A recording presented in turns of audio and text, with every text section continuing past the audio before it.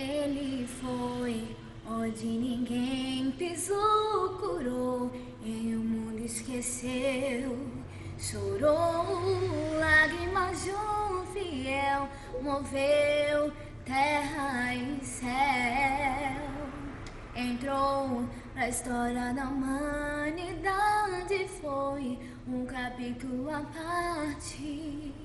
Antes e depois, princípio e fim, pedra de esquina angular, único e verdadeiro, último e primeiro.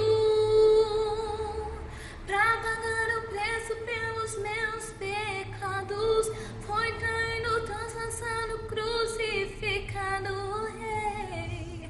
Vestiu-se da glória do corpo mortal, pra me fazer imortal. Sua glória transcende o que é natural. Teus olhos têm fogo, consome o mal. Em sua coxa está escrito que Ele é Rei dos reis e Senhor dos senhores.